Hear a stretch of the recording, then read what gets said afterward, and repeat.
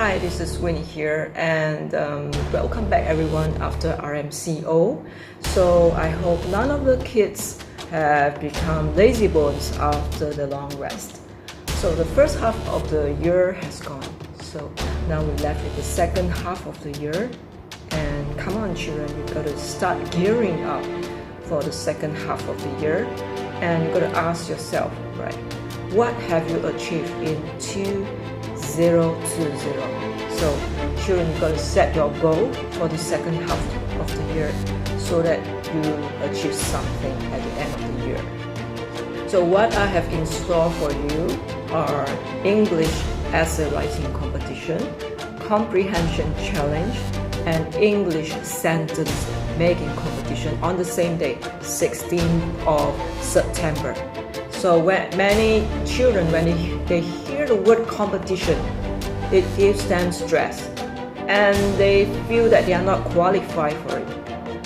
What I want to explain to you is our platform is the friendliest platform and the smallest platform that you can ever find for competitions. So I would like to encourage you children that you take out your courage to join.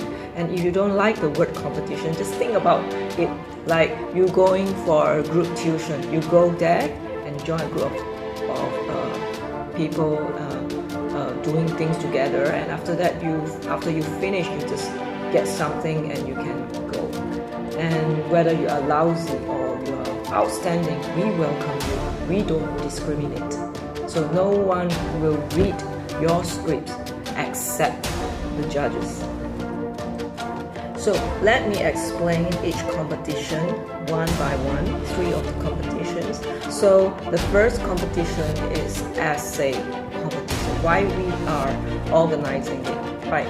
Let's see your school teacher. Your school teacher, how many times they assign an essay to you, right? I would say averagely just once a month, just one essay. Because when the school teacher they give one time, they have to give to a few classes and they have to mark tons of essays and they are overloaded, so they cannot give too many essays.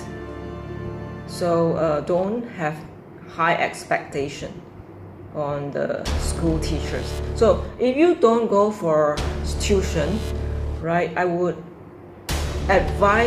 strongly advise you to try our competition, because once you register, you get 7 topics to practice at home. Of course, you have to follow our program. Each week you will let your child do one essay, right? So at the end of the 2 months, you will get to finish practicing all. And in part 1, you get 7 topics, right? So the judges will draw 2 topics. So your child will have to choose one topic to write. And in part 2, the judge will give the one topic on the spot, just one word essay. That's just one paragraph you are required to write. So part 2 it just takes around 15 minutes. So for comprehension, we have primary school 1 to 3, 4 to 6, and secondary school. So for primary school 1 to 3, they only need to do the objective questions.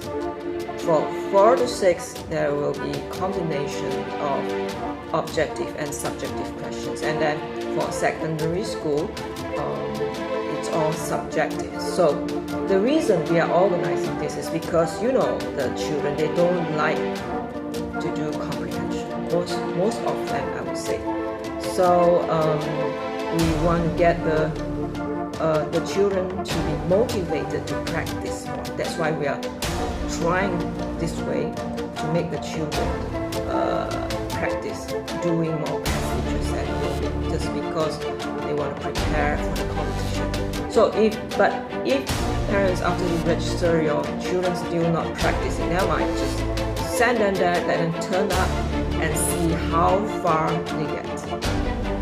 So last but not least, let me explain to you English sentence making competition. So it sounds easy, but mind you, for our last year competition, none of the kids made perfect sentences. In other words, they make grammatical errors, they make sentence structure errors and spelling errors, you name it. They make plenty of mistakes. So it takes time to brush up. So if they can't make simple sentences, how are they going to write essays, long essays in the future? So you need to let them start from making sentences first. So you don't have to worry, parents. Once you register, you get the words to let your kids practice at home, right? So if they can't make sentences on the spot, but I suggest you a way. You can make sentences for them to memorize, right, in advance. And once they get used to it, they can produce their own sentences. But let's just let them start first, right, with memorizing the sentences. And I see tremendous improvement in those students who use this method. After that, they can make their own sentences. After they get used to it already, you let them practice 10 sentences per day, right? And they will improve. You will see tremendous improvement. So this is the best I can do for you to help your children to improve their English. So please do not ignore, and I can guarantee that you will find it rewarding. So parents, if you think your kids' English have deteriorated, you need to take action. Join us and make a quantum leap in improvement.